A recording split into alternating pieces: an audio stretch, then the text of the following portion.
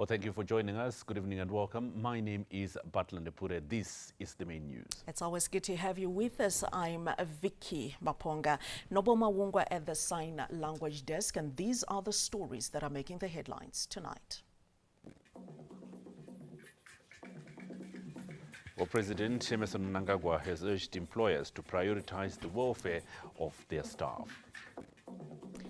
And I'll look at business news. Government unveils a sweeping regulatory reforms in order to boost business climate.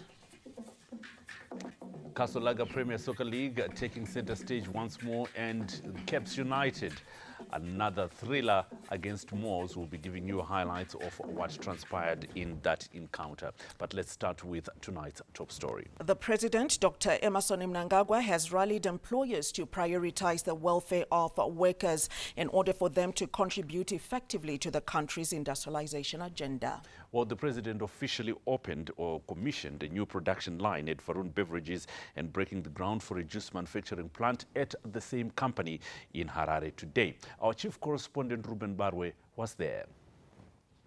8 years ago, Varun Beverages set shop in this country, thanks to the vision of the Second Republic. And it was only one line producing beverages. And if you look today, they now have 5 lines. Today, the President of the Republic was here to officially commission a Cheetos plant, the snack plant, and also to do the groundbreaking for dairy and juice plants. The President of the Republic had quite a number of takeaways. He spoke about the workers being the key to any industry. Throughout your operations and envisioned expansion journey, I urge you to remain mindful that workers are the central drivers of long-term company success. It is your human capital base which acts as key agents in productivity, innovation, and organizational resiliency. Workers must therefore be appropriately taken care of.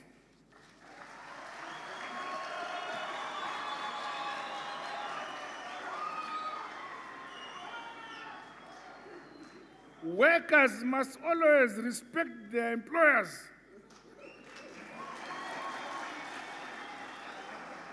The President also said the enabling environment has been created by the Second Republic for this company to grow.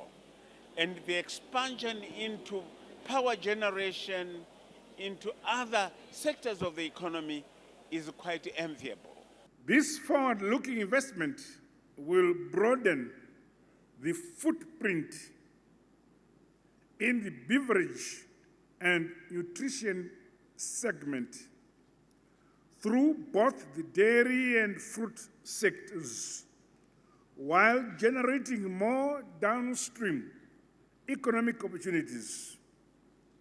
Once again, I say to you, congratulations. Since the first opening of the industrial line, the company has recorded remarkable growth, averaging 5.5% per annum.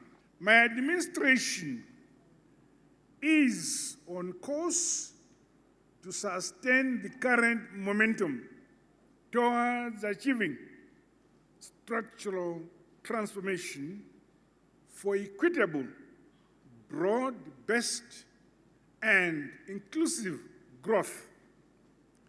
Emphasis continues to be on domestic value addition and beneficiation, increased productivity, as well as the prioritization of job creation and diversification. To other industries which are present, the President said Zimbabwe and the National Development Strategy 2 wants to grow this economy. And if There are lots of opportunities that are available, and it is time to do what is right. This is a demonstration of a closer collaboration between the private sector and the public sector. I invite Varun Beverages to explore opportunities in other priority areas set out in the National Development Strategy 2 to accelerate our nation's economic development, our modernization and industrialization agenda. The company should equally take full advantage of our country's strategic location and existing trade agreements to expand exports across the SADC region and beyond in Africa. So, Varun Beverages has promised to invest $650 million United States dollars in new projects. As Mr. Ravi Japuria said, we have seen the light and we are to develop this economy. Ruben Barwa, SADC News, Harare. Zimbabwe continues to prove that it is a safe destination for investments, with Varun Beverages planning further long-term investments in the country. Owen Mandova takes up that report. A capital is generally shy and goes where it feels wanted and safe. These were the president's remarks here at Varun Beverages. From a single production line in 2018 to a diversified industrial conglomerate now producing a wide range of food and beverages products, Varun Beverages is now calling Zimbabwe home and has set sights on investing a further $650 million in various sectors of the economy. In the next 4 to 5 months, you'll see a juice and dairy product coming out of Varun Beverages. Varun Beverages is getting into the beer, which will be the next large project which they will be investing in. But our holding company and our associates will be investing in different products like solar energy, which we have committed to 500 megawatt in this country. We are in healthcare, we are in hotels, so we are in schools. So as a holding company, we are in all different types of businesses. The Minister of Industry and Commerce, Honorable Mangalison Love, said the conducive operating environment has seen the growth of the manufacturing industry over the years, and Varun Beverages' expansion remains the hallmark of that growth. This story, Your Excellency, is not unique to Varun Beverages. Under your leadership, the economy is experiencing massive investments, not only in the manufacturing sector, but across all the sectors of the economy. This, Your Excellency, reflects the confidence that the business community have in your leadership, and it is exactly what this country needs. Varun Beverages now resembles a modern industrial complex here in Harare and has become the navy of other industries such as farming, retail and distribution, employing more than 2,000 people. As His Excellency the President D.D. Mnangagwa said, we need to make sure that we make it easier for business to operate. We need to reduce the cost of business and multiply the opportunities that business get. I'm quite happy with the development. The development that is really in sync with the trust that we have for value addition.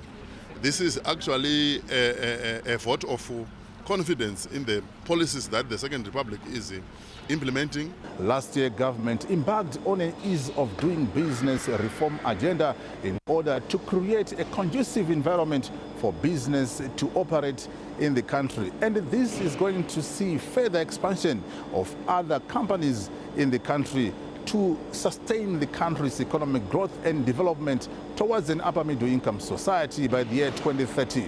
Owen Mandova, ZBC News, Harare. The Zayoja Forward in Faith has pledged to continue fostering peace and development across the country through spreading the word and building critical infrastructure. The fostering of peace and development was revealed when the Zayoja leadership paid a courtesy call on President Dr. Emmerson Mnangagwa at his Munumtapa offices this Wednesday.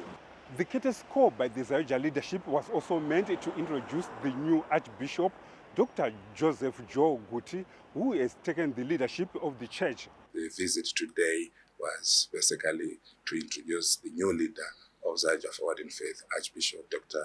Joseph Joe Guti, to the President. Archbishop Guti noted the role of the church towards the development and peace building across the nation. It was a courtesy call to demonstrate our support for His Excellency visionary leadership, to tell him what's up, to share updates, what is happening in the Church of Zayoja Forward in Faith. Just last week, we were celebrating 66 years since the birth of Zayoja Forward in Faith. So worldwide, the church continues to grow since the departure to glory, promotion to glory of the visionary founder, President, Archbishop Professor Ezekiel Nanguguti. The church continues to grow, more buildings, more churches, more members, more nations. He also articulated the role that they are playing in ensuring the legacy projects continue to carry forward, as well as spreading the word of peace and love across the globe. Our nation, the nation of Zimbabwe, the Church of Zayoja, contributes in many ways to nation building, continuing with the spiritual legacy that Baba Guti gave us, that we remain the salt of the earth, the light of the world. We want to be a blessing to this nation and continue in that path. Zayoja Forward in Faith celebrated 66th anniversary over the weekend, where it also came to light the role the church has been playing towards promoting national development across the country. It was characterized by various activities across the country, speaking against drug and substance abuse. Bruce Chawanda, SABC News, Harare. At a time when climate change is increasing the risk of environmental disasters, Zimbabwe has intensified efforts to curb failed fires through coordinated prevention and awareness campaigns. This Wednesday, Goromonzi High School in Mashonaland East Province played host to the 2026 National Fire Week commemorations, as well as the launch of the integrated fire management systems led by the Vice President, Colonel retired Dr. Kembo Mohadi, held under the theme Prevent, Protect, Preserve, Combating Failed Fires Together. The program brought together government officials, traditional leaders, environmental experts, regional representatives, and development partners in a united call to safeguard the environment. The commemorations featured a tree planting exercise led by the Honorable Vice President, as well as an exhibition featuring fire management systems being put in place by the government of Zimbabwe. Our province is among the most severely affected in terms of area burnt annually. In the past season, we recorded 138,089.25 hectares of land, which we lost to veiled fires, with estimated losses of property amounting to 253,400 United States dollars. The second week of May is our National Fire Week in Zimbabwe, a time for reflection, a time for awareness, and a collective action against the scourge of veiled fires. FAO has been working closely with partners and countries to advance this approach and support more coordinated and effective fire management efforts globally. That is why FAO, UNEP, and other partners launched the Global Fire Management Hub in 2023. Vice President Mohadi spoke of how this initiative will support Zimbabwe's disaster preparedness and environmental protection systems. Today we're here to raise awareness on the dangers of failed fires, promote prevention measures, and strengthen law enforcement through increased surveillance. In preparation for the 2026 fire season, The Environmental Management Agency conducted a fire risk assessment to identify high-risk zones across our country, Zimbabwe. The assessment indicates that 41.93% of the country is at high risk, 31.95% at medium risk, while 11.69% is at extreme risk of felt fires. He further spoke on the critical role that communities and traditional leaders must play in felt fire management. We have a zero tolerance policy towards uncontrolled felt fires. Law enforcement will be strengthened. Surveillance will be increased. Those who deliberately start fires, whether through poaching, land clearing, or malice, will face the full wrath of the law. With over 40% of the country at risk of felt fires, authorities say this integrated fire management project is critical in promoting community involvement, advancing early warning systems, as well as preserving the country's natural resources for future generations. Olina Ndori, ZBC News, Goromonzi. Now, families of the Chinhoyi 7 heroes were invited by First Lady Dr. Auxilia Mnangagwa to her offices in Harare, where they had an engagement that yielded fresh leads on the fallen heroes' possible burial sites. Families of the Chinhoyi 7 heroes came together in a single meeting convened by the First Lady Dr. Auxilia Mnangagwa, who invited them to her Zimbabwe House offices, marking a significant step in efforts to preserve the legacy of Zimbabwe's liberation struggle. The meeting comes just a few days after the Chinhoyi 7 Heroes Valor Run and War Veterans March held last Saturday. When the 7 Heroes Valor Run was held last Saturday, organizers revealed that on the eve of the event, the venue had been infested with ants and was temporarily unusable. This prompted elders to appeal to spirit mediums seeking a smooth flow of events on the day of the run. On the day of the event, attendees were surprised to find the area free of ants. Some described the development as symbolic. The engagement marked the start of a formal initiative to locate the fallen heroes' burial sites. The Second Republic has reached a key milestone by moving to give closure to families who have spent 60 years grieving relatives lost in the historic battle that launched Zimbabwe's armed struggle. The First Lady said the engagement was part of a broader program directed by the ZANU-PF Politburo meant to restore dignity and giving honor to the gallant sons who sacrificed their lives for the country's independence. Ndinokwazisa izukuru nemufaro kuti mauya tichisimudzira nyaya yedu yekuti patakaita mutambo wedu musi weSaturday ndikati muzosvika kumaofisi kwangu topandaireva kunoku.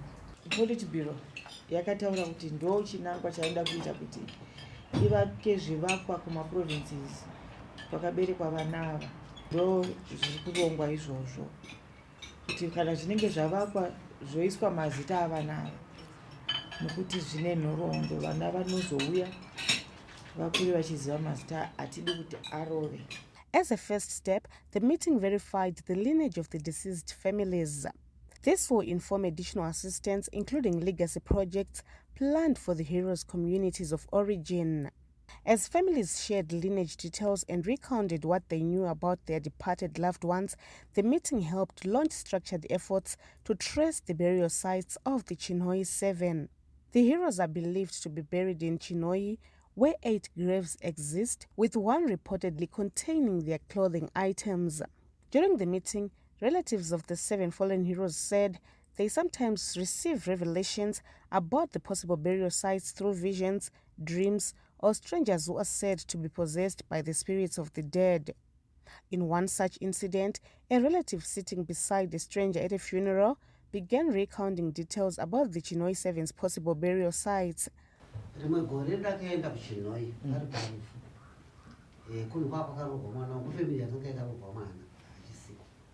Kuna mbuya vakanitaurirawo izvozvo kuti honde yatakaona yakaitwa nevakomana 7 vakarohwa vakafa. asi kwakazoya Chinhoyi municipality ndiyakachera gomba racho vakafushirwa imomo vese vakadaro.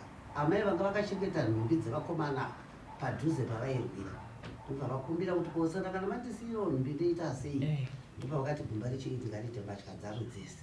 Ishona ndakazwa ndichembira ndasingamboziwo paiwo parufu. Another tale involving one of the fallen heroes says that he left Fort in Kettle behind after a misunderstanding with his stepmother before going to war. He ran away from home to join the war to escape maltreatment from the stepmother. The stepmother is said to have later sold the farm, and since then there has been no peace for the different families who have purchased it. Anga kuchibatwa hafu pamba nakawakatobva pamba achitoita zvokutotiza ndokutosiya ng'ombe dzake 14 ipapo haana kuzongobvuka ndopakaenda kurongo iwo musha wechimweni paakatiza ipapo wakabva watokutengeswa nasitekumekana vave vachitira kuti ava vana edwin vana vababa vapoti firikudza yemadzidzi vanozobhenefita purazi iroro vhudhi rwake nemombe dzake dzose 14 wakatosiyeka ende vanototenga vakatenga ipapo vanototaura kuti hapagariki atitozivi kuti ifemili yokwana because vanhu dzichaiwo vakatenga havaswa vanongogarisa mushandi ipapo vakatanga kuitika richitengeswa purazi iroro vakatanga kutengeserwa vakakundikana kugara ndokuzotengesera vavakuita zvino. Mrs. Elizabeth Mtenda Dzamera, sister to the late Comrade Chabi Sawana, chronicled the narrative of how the 7 heroes are believed to have been buried. Iwona mukoma Chabi and the Kuzuzu and the Manyere wakadeploywa wakasibozotaka kuchisunza pamwe chete manje avakomana vamene zvakazoitika pachinhoyiko ukawataka uchitutura apa ndobva wazvinzwa ndobva kuita kukuita quiet kuti wasazvisabuda uyu ava vatoitwa zvavaita. Then Father Bill ubva wataura another aisenza kwakatsekera kanzo yesinoya sekuru iwawo I saw him akati akauya neso kuchinhoyi ikoko there's a place paakatiratidza kuti nditotoitwa picture turi pakasimurofonika ndevenapo akati vanavo handizivi mazita avo asi murungu ainzani wekukanzo akatiti nechezwese tora this bodies uende kunodziwika hanzi ndakavatora vari 7 saka pane makuwa 7 apa handizivi kuti ndiwanani but rechi8 mune mbatya dzavo. One of the fallen heroes, Comrade Simon Chingoja, was reportedly preparing to become a Catholic priest before he joined the liberation struggle.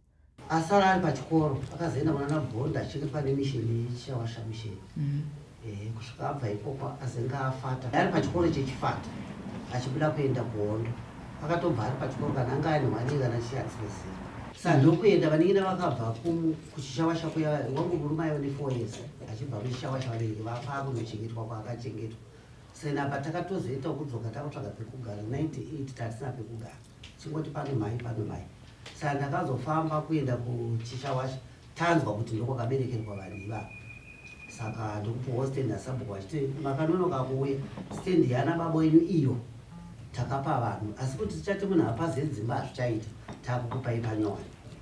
Other family members also shared accounts of the fallen heroes. Ndakavarota vachitipai takavigwa mugomo but havana kutaura kuti gomo ripi but gomo racho ndaitoriona kuti riri mukoko riri gomo hombe chaizvo but havana kutaura kuti gomo racho riri nzvimbo ipi.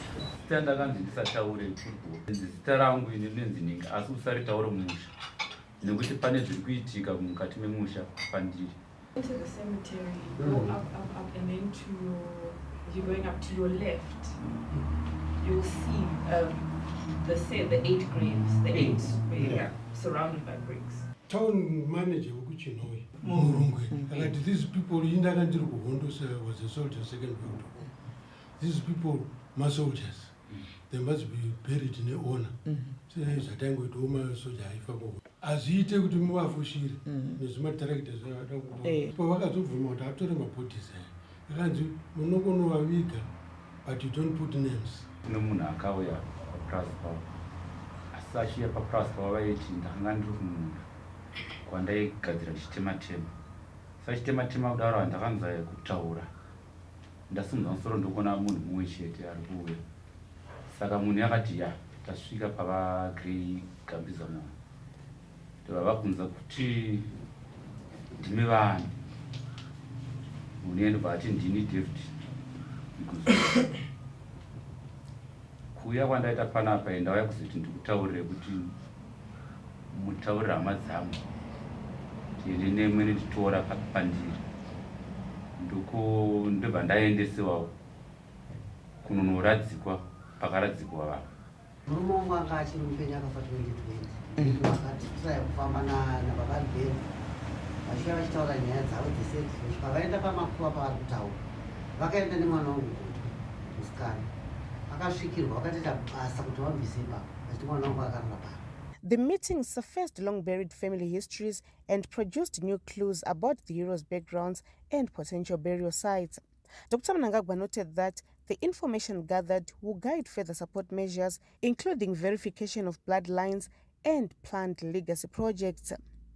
Relatives of the fallen heroes said the meeting provided a chance to piece together family accounts that had been passed down orally and to connect with others who share the same history.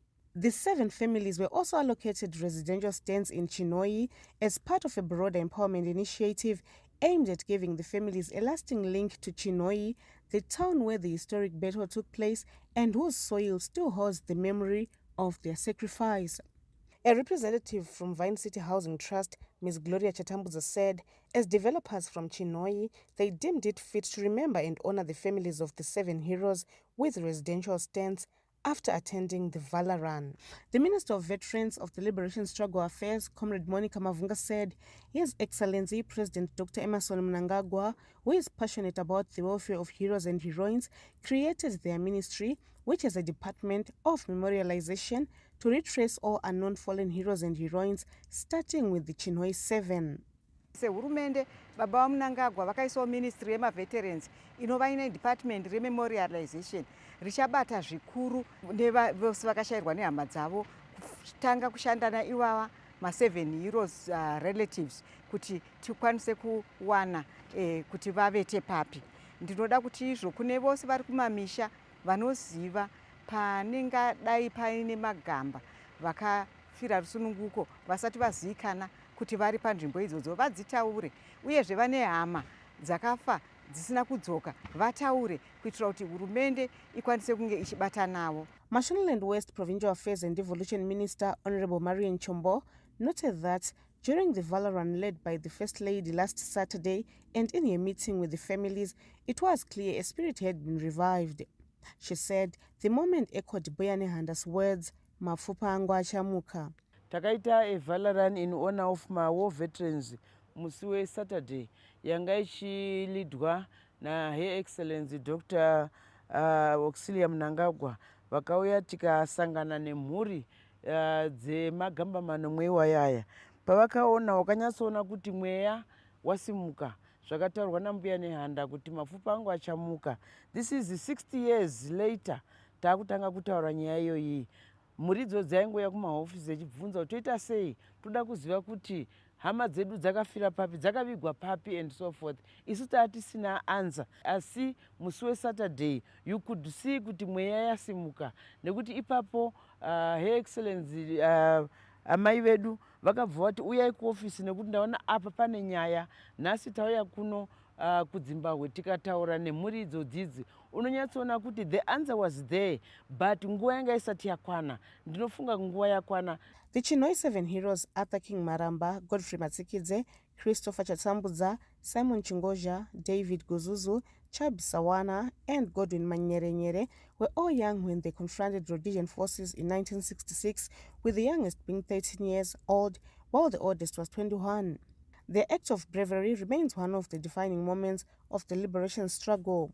The recent development is a sign that the government is moving to close historical gaps, and the initiative is expected to foster a deeper understanding of the liberation struggle, especially among younger people, as Zimbabwe continues to preserve and promote its heritage. Colette Msanyera, ZBC News, Harare. Zimbabwe is assured of adequate fuel supplies in the wake of revelations that the country is pumping an average of 3 billion litres of petroleum per annum after the expansion project of the Beira-Feruka-Masasa pipeline.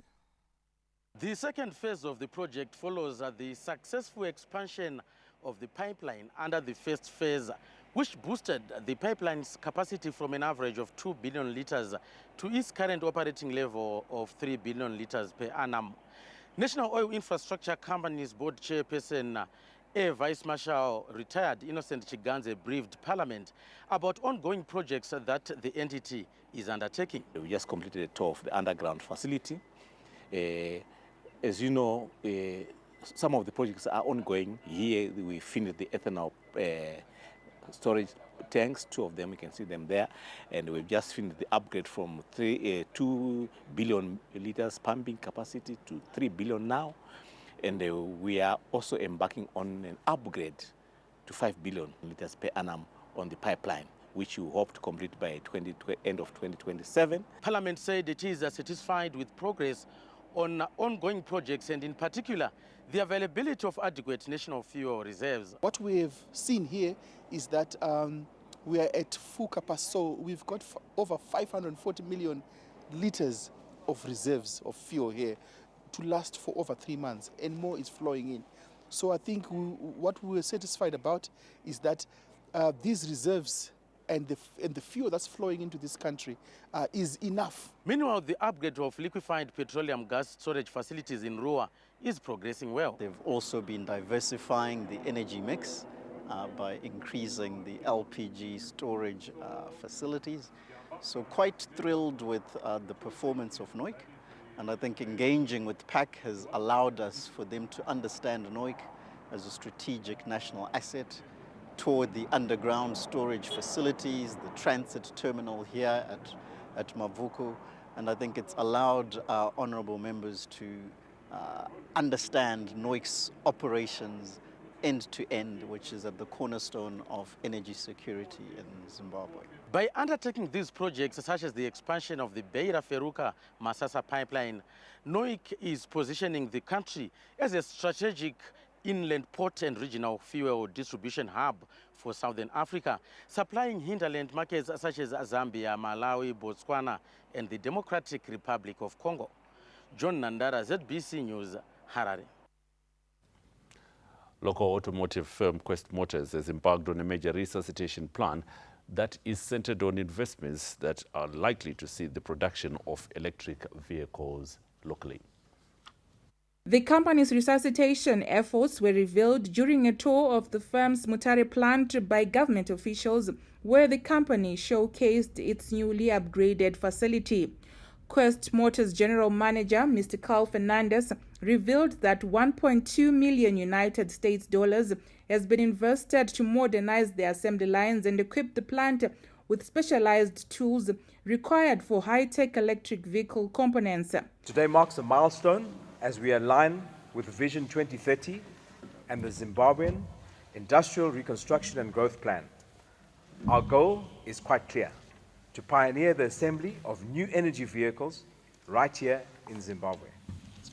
To date, we have deployed over $1.2 million into factory upgrades alone, and by August, we will be expecting to receive around $300,000 worth of specialized equipment, including new body shop, welding guns, high-efficiency standalone paint shop, a 5-station rolling road, a test center, and all this is to ensure international quality compliance. The company also confirmed a strategic partnership with several global automotive giants, which will see the assembling of a diverse range of vehicles, including Skyworth SUVs and JAC T9 double cabs. Selected Motors is proud to be the official partner of the Quest Motor Company.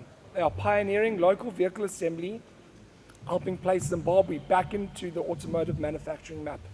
The revival of the plant is said to be a massive economic driver for Manicaland province. With the coming in of the Second Republic, ably led by Dr. Emerson Mnangagwa, we've had our companies now coming back to life. This war place has changed totally, and we are looking forward to great things coming. Beyond assembling cars, Quest Motors is set to establish a national fast charging network. This infrastructure is crucial for the adoption of electric vehicles in Zimbabwe, ensuring that the company contributes to the country's target to reduce its carbon footprint while lowering the national import bill on both vehicles and fossil fuels. Gay Matambo, ZBC News, Mutare. Government and development partners are taking deliberate steps to implement a medium-term solution to Bulawayo's perennial water challenges through the implementation of a glass block dam project in Filabusi, which was first conceptualized in the 1950s. I'm standing here at the site of the glass block dam, where engineers are on site assessing the state of the site. After years on paper, the glass block dam is being actualized into reality. And like Mr. Goddard was saying, the plan was to build glass block dam.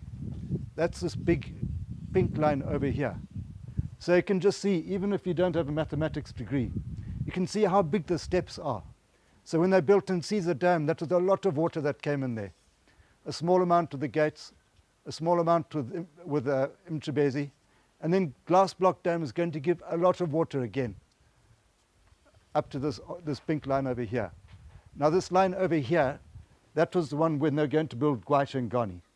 So the Gwaishengani has come before, they started building that already.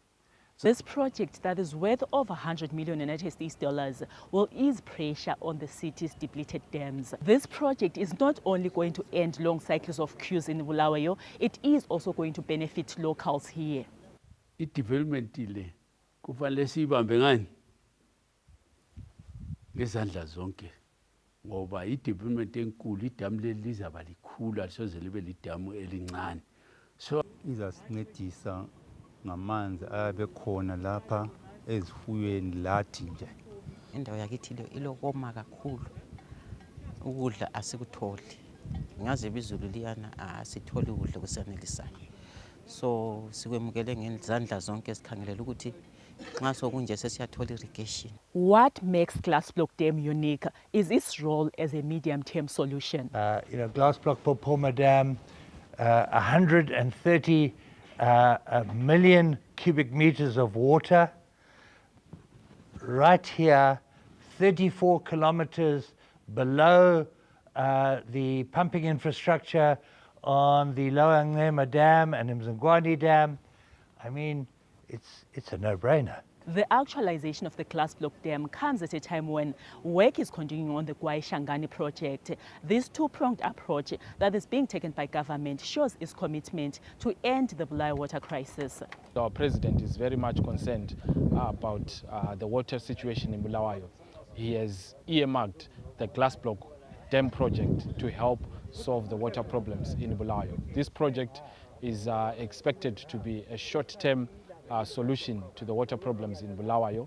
This project is said to be completed in a space of over 2 years. Glass block dam won't solve Bulawayo's water challenges overnight, but with this actualization now underway, it is clear that Bulawayo's water crisis is now being tackled head-on. Lisa Correa, ZBC News, Philippus. Or the Minister of Information, Publicity and Broadcasting Services, Dr. Jemusoda, says Zimbabwean media houses can get valuable insights on modern broadcasting through strengthening relations with international broadcasters such as China Global Television Network. The minister and his delegation toured the CGTN studios in Beijing today. Our visit at CGTN has been eye-opening, where we have been shown around how work is organized in terms of the collection of news, the production of the various content that is then distributed on their various news platforms, and most importantly, I've seen that the teams that will be working towards compilation of news is supported by a team of experts in modern technologies like the IT personnel. So that also helps them in preparation of their news content, which aligns with the modern trends and the modern expectations.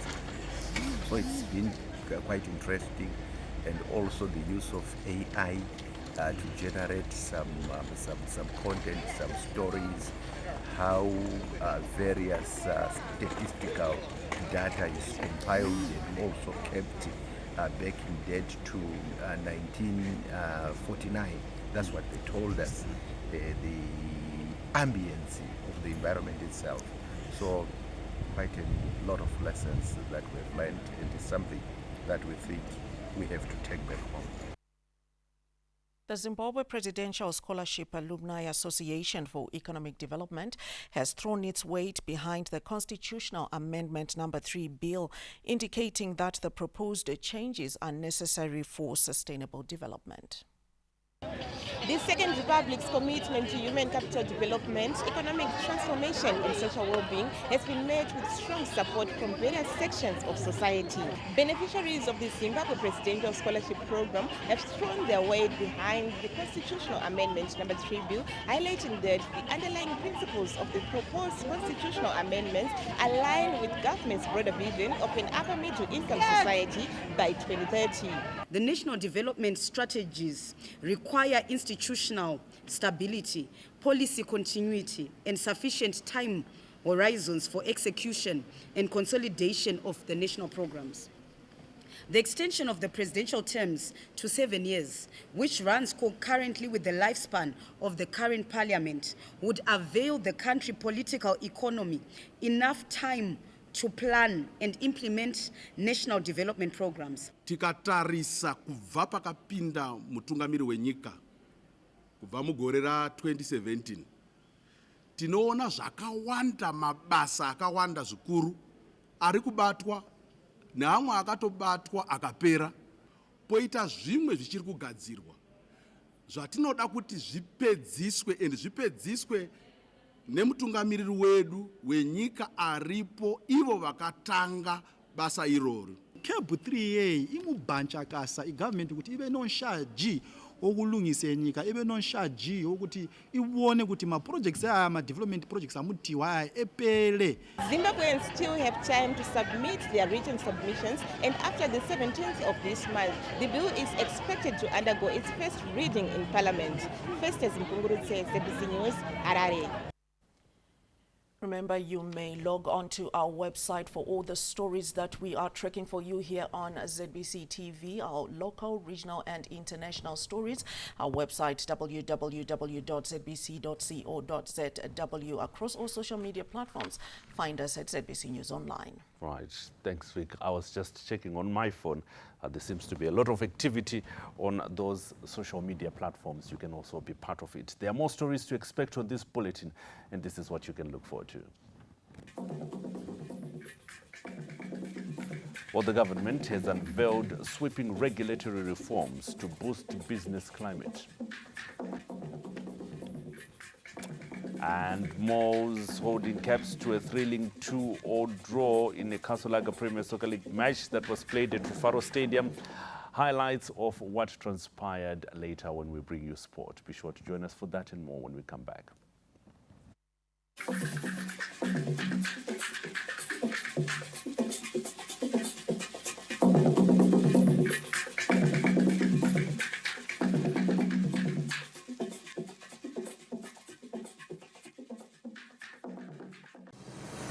From blueprint to reality, the Joshua Mkabugo Nkomo Airport Road interchange is rising, transforming and driving the country's infrastructure modernization agenda under the Second Republic, led by His Excellency President Comrade Dr. Edim Nagagwa. The construction of the Joshua Mkabugo Nkomo Airport Road interchange along Harare Drive marks another major milestone under NDS2. Designed as a modern grade separated interchange, the project forms part of the larger Robert Gabriel Mugabe International Airport Road upgrade, which is creating a seamless expressway link between Harare Central Business District and the country's premier international gateway. The project includes dual carriageways, flyovers, underpasses, bridges, drainage systems and landscape urban infrastructure aimed at improving traffic flow, reducing travel time and enhancing road safety. Once complete, the corridor will strengthen tourism, trade and investment while improving connectivity within Harare's transport network. Kilometer by kilometer, Zimbabwe is building world-class infrastructure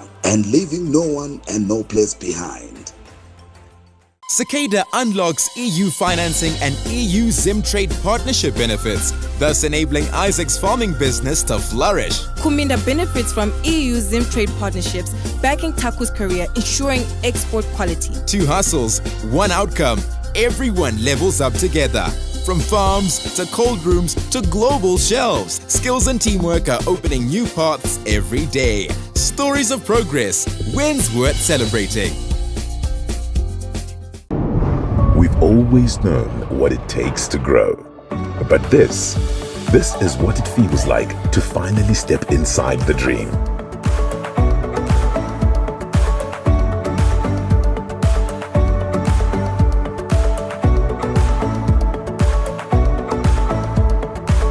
It's that quiet moment when a room holds everything it used to be and everything it made possible.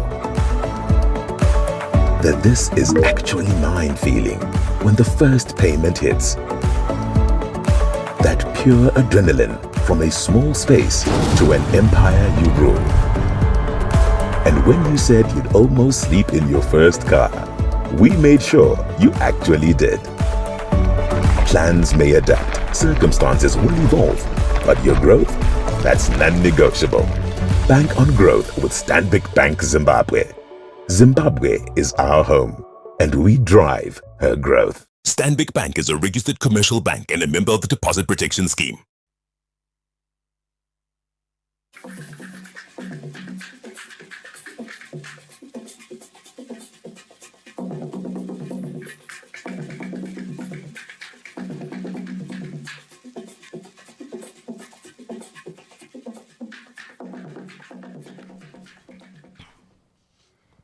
Right, welcome back. You are still watching the main news. One of the stories that was also hogging the limelight during the course of the afternoon, with some images that we did see.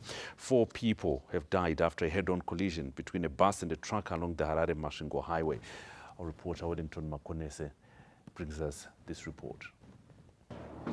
Despite all the efforts by the Second Republic to make the Harare-Masvingo highway smooth and safe for travel, accidents continue to be recorded, as last night a bus and a truck collided, resulting in around 4 people losing their lives while others are injured.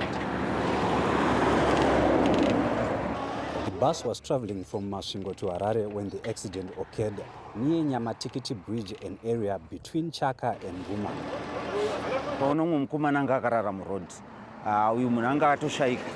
Munhu atinoziva anga ari pachaka apa, saka tabvunza nawo tikafonera mapurisa ndo vatatanga kufonera.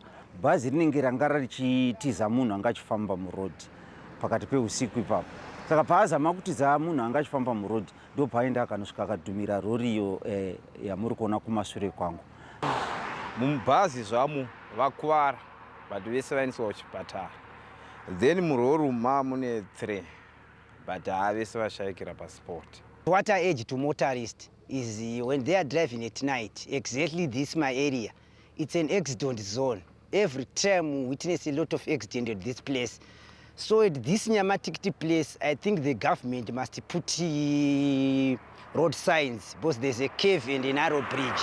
Police confirmed this incident. 4 people died on the spot. That is the truck driver, 2 passengers were in the truck, and the pedestrian. 4 passengers from the bus sustained injuries. The bodies of the victims were taken to Mvuma Hospital mortuary. Authorities have often cited that most accidents witnessed around the country are as a result of human error, and these usually spike during holiday periods, hence urging motorists to exercise caution on the roads. Wellington Makonese, ZBC News. SADC countries have intensified calls for stronger regional cooperation and investment in disaster preparedness as the meeting of ministers responsible for disaster risk management continues in Masvingo amid rising climate-induced disasters across the region. Despite climate-induced disasters continuing to threaten lives and development gains in southern Africa, SADC countries are now pushing for a stronger, coordinated and self-sustaining disaster risk management system this Wednesday.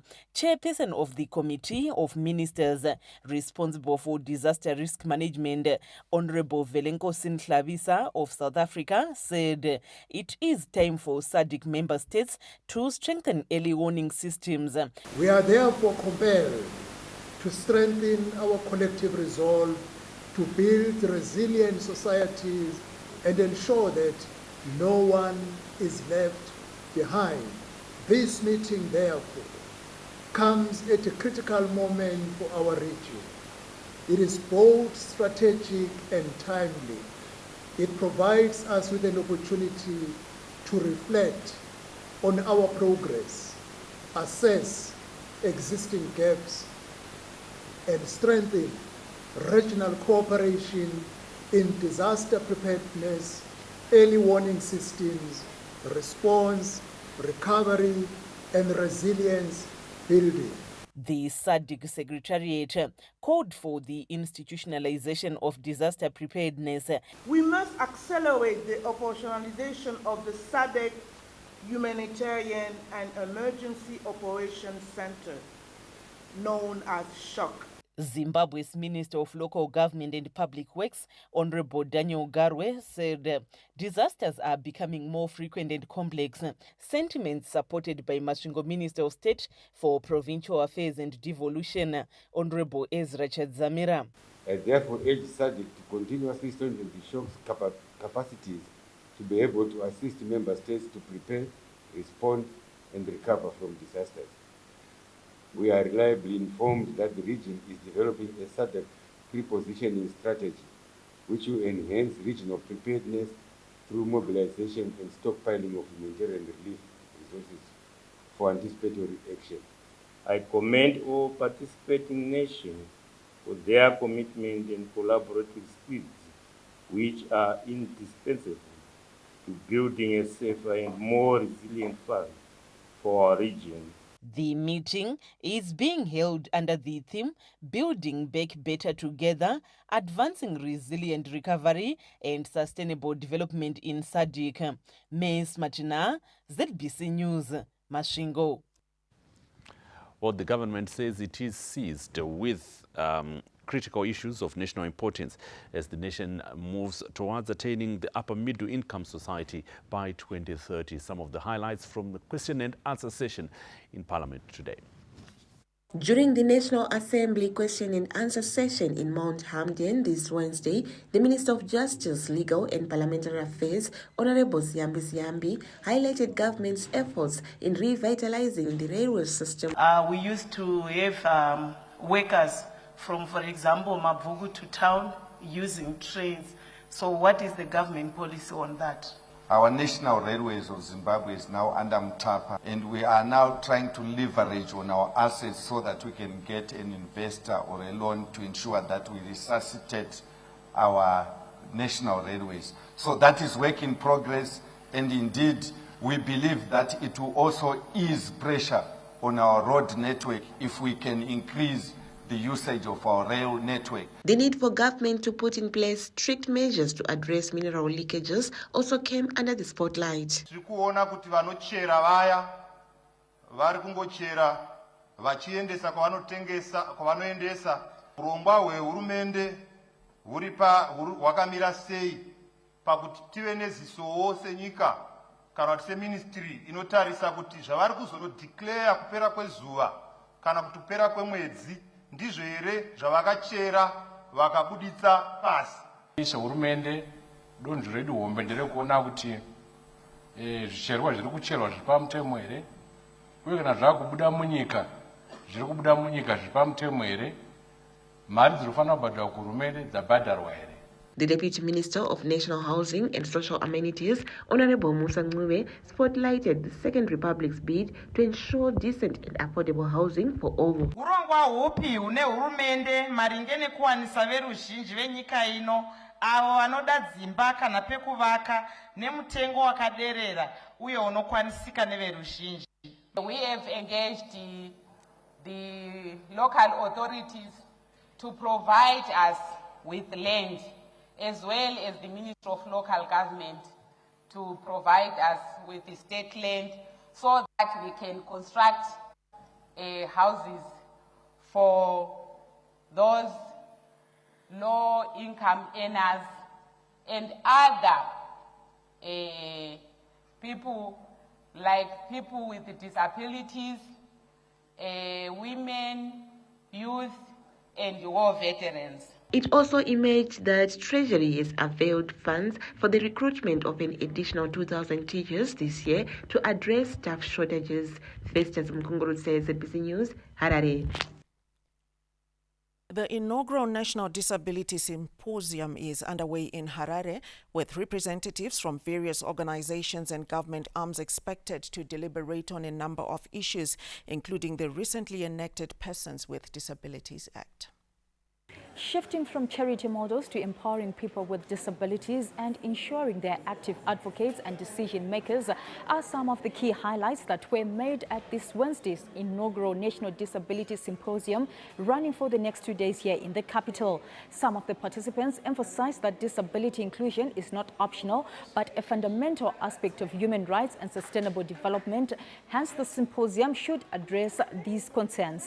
Albinism vavekufanira kuwana masunscreen lotion semushonga kwete eze luxury thing kuti vanhu vaingofunga kuti havari kungozora havo asi zvakazoonekwa kuti utori mushonga nekuti they cannot live pasina masunscreen lotion. As a woman with a disability, also representing people with a disability from rural areas, it is a good opportunity, a very big opportunity for me to be here, wanting to see how inclusion is going to cater for women and girls with a disability. Healthcare is quite costly, so I look forward to hearing some of the effective ways to guarantee increased access from what we already have. For the government and its development partners, this symposium is a positive step towards a disability inclusion agenda. We would like to really see how the government intends to move forward in terms of implementation of the newly enacted Persons with Disabilities Act, as well as domestication and implementation of the African Disability Protocol. Are we doing those things well, those policies to know what vanhu vaya vanowana help kuzvipatara here kuma decision makings varipo here. Policy commitments without budgetary backing are aspirational only. We must institutionalize budget taking for disability, creating dedicated line items for assistive technologies, community rehabilitation, and inclusive education. Disability is not inability, and this is testament of the government's commitment to ensuring people with disabilities are treated fairly, with President Emmerson Mnangagwa having launched the National Disability Policy and signed into law the Persons with Disability Act last year. Memory Chamisa, SADC News, Harare. Former Cabinet Minister Walter Mzembe has been acquitted in a case in which he was accused of criminal abuse of office for donating 4 LED public viewing television sets to 3 churches without necessary approval. It was the state's case that Mzembe donated 4 LED television sets to 3 churches, namely United Family International Church, Prophetic Healing and Deliverance Ministries Church, and Zion Christian Church, without approval from the Treasury as required by the law. The state was also claiming that Mzembe showed favor by donating these 4 television sets. During trial in his defense, Mzembe submitted that it was not his duty to keep the state property, but the duty of permanent secretary in the ministry. Mzembe also argued that the state deliberately chose not to call some key witnesses in the matter. In a judgment delivered by High Court Judge Justice Benjamin Chukwuero this Wednesday, Mzembe was found not guilty. The judge ruled that the state failed to call key witnesses in the matter. Hence, Mzembe is a free man. Justice Chukwuero also ruled that the state failed to prove its case beyond reasonable doubt. Speaking to journalists soon after the acquittal, the former cabinet minister, together with his legal representatives, led by Mr. Emmanuel Samtombe, said they are excited about the development. My freedom is back, and give glory to the Lord God Almighty, to my defense team, to my relatives who stood in support during the period, stabilizing me mentally, physically. We are grateful to the court. The court seemed to reason in our favor. The court appreciated our arguments, and like we said, it is justice that is taking its course. Muzembe was arrested in June last year, and the state was claiming a total prejudice of $2 million United States dollars, which they claimed was donated to the Ministry of Tourism and the Hospitality Industry in 2010. Peter Chivima, ZBC News, Harare. That was a look into the courts. We are taking a break now. We return with business. Stay tuned.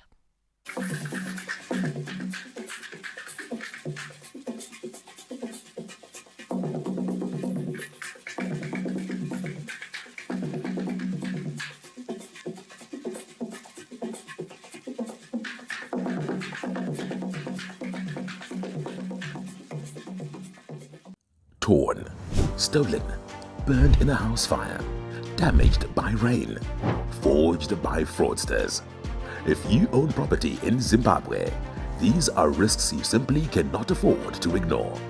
But what if there was a better way? The government of Zimbabwe has introduced a groundbreaking new process, title deed validation and securitization, to give property owners the protection they deserve. The new securitized title deed is engineered with world-class protection features, including microtext, a holographic Zimbabwe bird, guilloche patterns, UV security elements, a watermark, a unique serial number, and a QR code linked to the National Digital Registry. Through Statutory Instrument 76 of 2025, the government has established a comprehensive legal framework to support the validation and securitization of title deeds, enhancing security, streamlining verification, and safeguarding the integrity of property records across the country. With these multiple layers of protection, verification becomes faster, safer, and more reliable. The validation and securitization program is designed to protect homeowners, restore confidence in property records, and build a more secure land administration system for all Zimbabweans. To find out more about the process, contact your conveyancer or call the Deeds National Call Center on 086 77 212 440. That's 086 77 212 440. This message is brought to you by the Department of Deeds, Companies and Intellectual Property. Cicada unlocks EU financing and EU Zimtrade partnership benefits, thus enabling Isaac's farming business to flourish. Kuminda benefits from EU Zimtrade partnerships, backing Taku's career, ensuring export quality. 2 hustles, 1 outcome. Everyone levels up together. From farms to cold rooms to global shelves, skills and teamwork are opening new paths every day. Stories of progress, wins worth celebrating. Hundreds of battles fought across the continent by the princes of Europe. Astonishing! But history doesn't care who almost won. It only remembers the name on the trophy. Where does football go from here? One night to decide it all on the ultimate stage, 30th of May. Stay connected and watch DSTV to catch the UEFA Champions League final. It's on. Cicada unlocks EU financing and EU Zimtrade partnership benefits, thus enabling Isaac's farming business to flourish. Kuminda benefits from EU Zimtrade partnerships, backing Taku's career, ensuring export quality. 2 hustles, 1 outcome. Everyone levels up together. From farms to cold rooms to global shelves, skills and teamwork are opening new paths every day. Stories of progress, wins worth celebrating.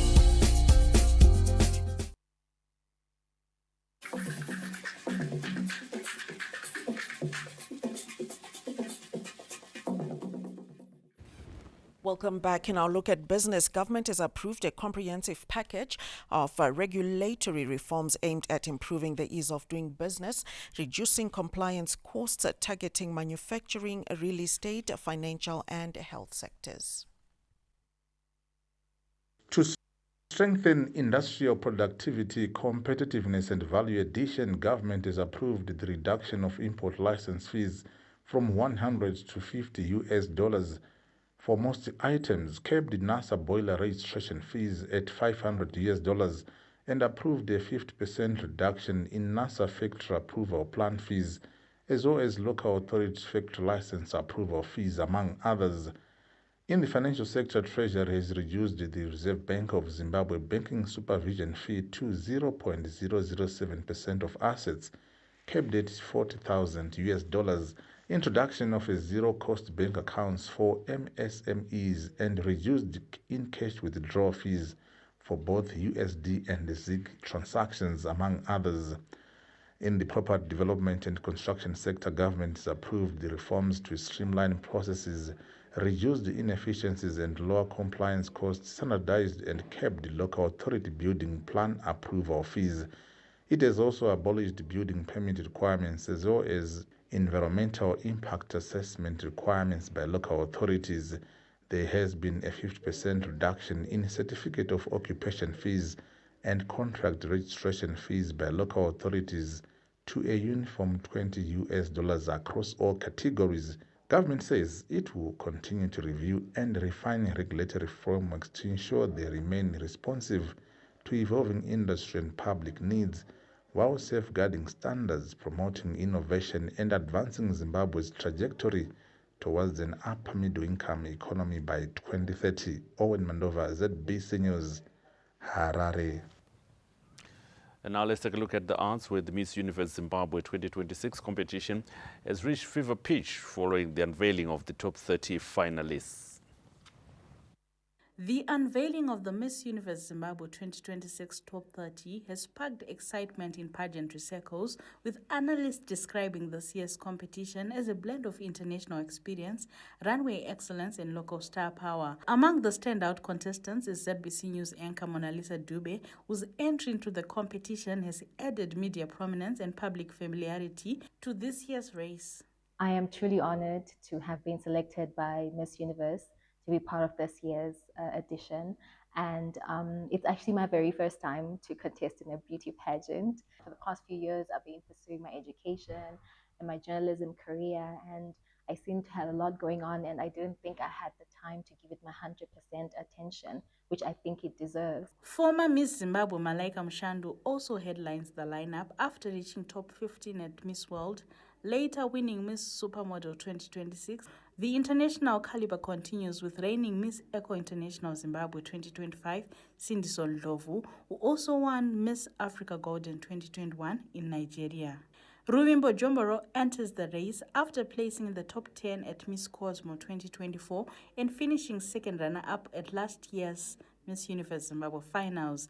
Jemima Mandemwa also brings strong international credentials after finishing first runner-up at Miss Planet International in Cambodia, placing fourth at Miss Environment International in India. The modeling world is represented by contestants including Shelley Bent, who reached top 25 at Universal Woman last year, alongside established fashion figures including Noma Mokoni. The competition also draws strength from Zimbabwe's local pageantry circuit, with Victoria Ncube entering as reigning Miss Teen of the Universe Zimbabwe 2024, while Rosiana Ho returns as former Miss Zimbabwe South Africa. Sharai Tandare brings previous Miss Universe Zimbabwe finalist experience, while Kuzivakwashe Majakachi previously earned the titles of Second Princess and Miss People's Choice at Miss World Zimbabwe in 2018. With the finals set for the 6th of June in Harare, attention now turns to who will succeed reigning Queen Lashanda Moyes, whose top 30 finish at the Miss Universe 2025 elevated Zimbabwe's profile on the global stage. Patience Nyagato, SABC News, Harare. And we say congratulations to one of our own, Mona Lisa, wishing her all the best. We're taking a break. When we return, join Larry with sport.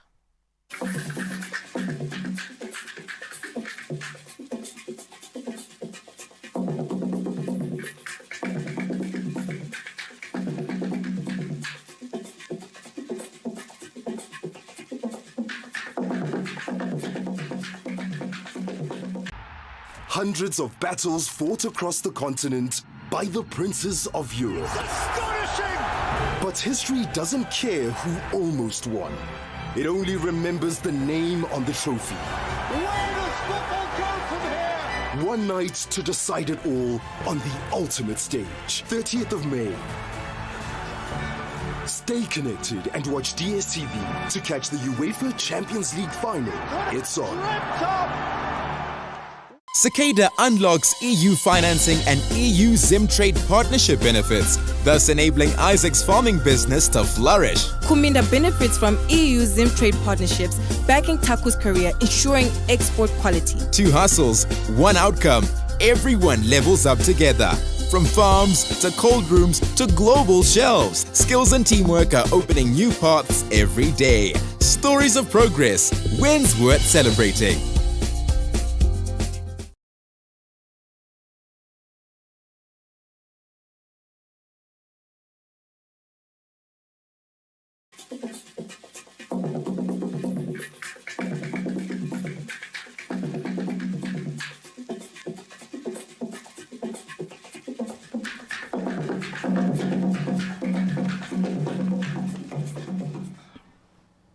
Good evening, and thank you so much for joining us on Sports News this evening.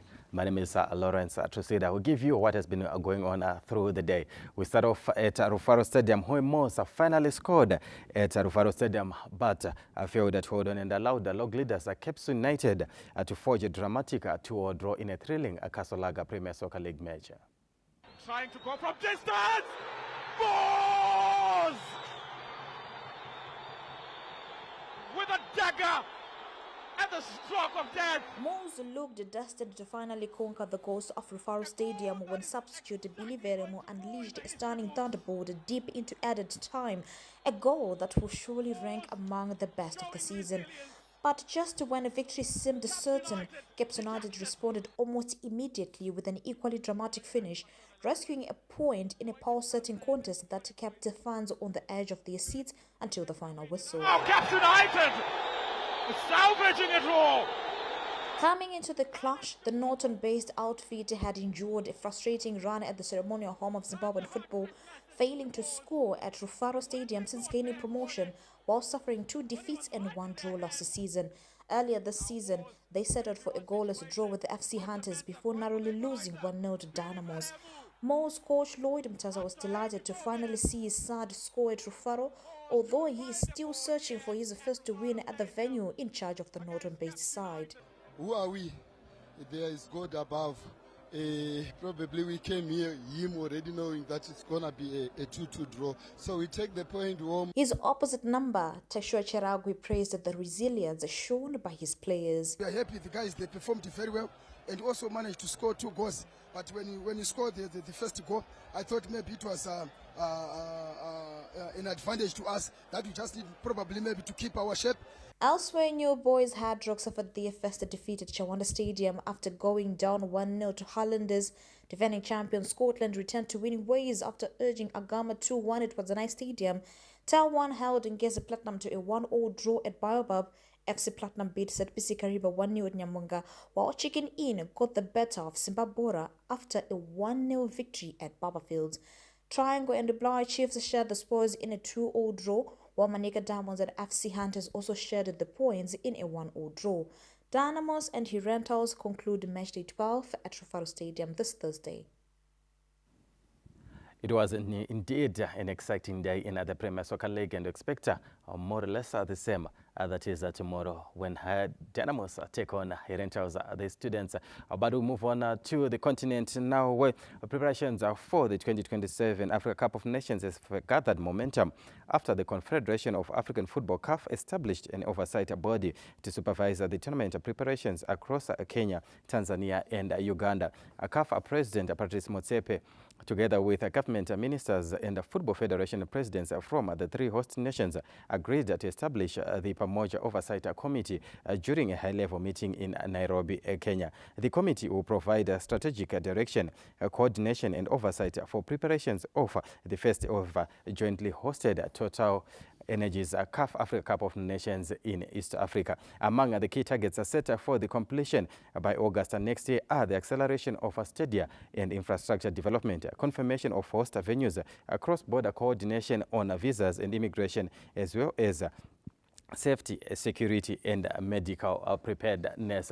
So we look forward to the Pamoja tournament that will be played in East Africa, and we certainly hope that the Warriors can make it. From East Africa, we move on to West Africa, where Ashley Kamangira has won Zimbabwe's first medal at the ongoing African Athletics Championship after scooping a silver in the women's 100-meter hurdles.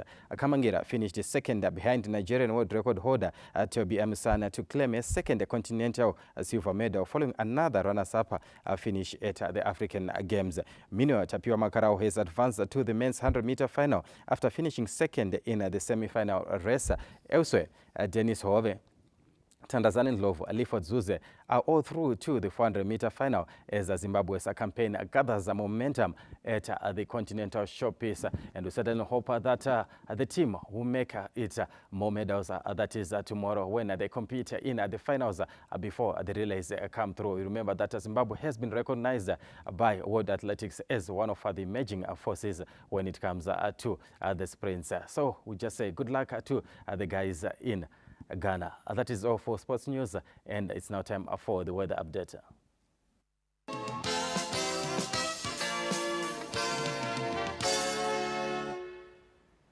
Good evening, Zimbabwe, and thank you for joining us in today's edition of the weather update.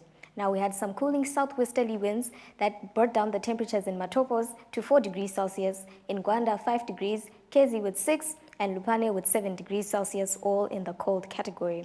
This was accompanied by slight ground frost in Matopos and surrounding areas. Mostly clear conditions prevailed over much of the country this morning, though with a bit of cloud developing over the northeastern areas. By afternoon, it was warm countrywide. For minimum temperatures tonight, it should be cool over the high veld, especially in Bulawayo and Lupane with 13 degrees Celsius, and Gwanda as well, into Victoria Falls with 14 degrees Celsius, and a bit warmer in Kariba with 20, and Chirezi and Mashingo with 16 degrees Celsius. Though by tomorrow afternoon, it should be warm to hot conditions for much of the country, especially in Kariba with 32 degrees Celsius and Chirezi with 30. Now for a detailed forecast, it should be cool in the morning, becoming warm in the afternoon in Bulawayo, though expect a cooler Sunday afternoon with a maximum of 23. In Matobo, similar, with a minimum of 13 and a maximum of 27 for Thursday. In Gwanda, it should be cool in the morning, becoming warmer by afternoon, under partly cloudy to cloudy skies. In Gweru, should be a minimum of 14 with a maximum of 27 degrees, though a cooler weekend ahead, especially on Sunday with a maximum of 22 degrees Celsius and a bit of wind. In Mashingo, should be mild in the morning, becoming warm by afternoon. For Thursday, Friday and Saturday, though much cooler on Sunday.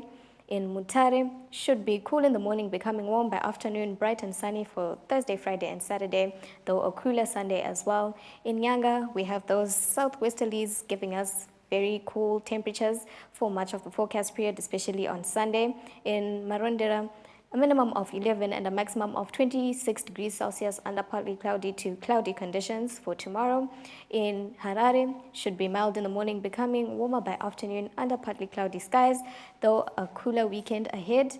In Kadoma, should be mild in the morning, becoming warm by afternoon, and these conditions should persist for much of the forecast period. In Chinhoyi as well, warm daytime conditions for much of the forecast period, though cool mornings. In Victoria Falls, a bit of cloud, though it should be warm to hot for the afternoon with a breeze time and time again. In Lupane, minimum of 13 and a maximum of 31 degrees Celsius for tomorrow. In Bindura, minimum of 14 and a maximum of 29 degrees Celsius, bright and sunny in the afternoon. In Kariba, should be warm daytime temperatures right across that forecast period. This has been our weather update. Thank you for tuning in, and it's back to the main desk.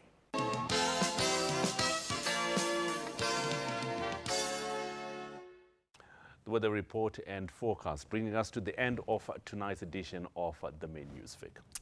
We're back tomorrow. Join us. Good night.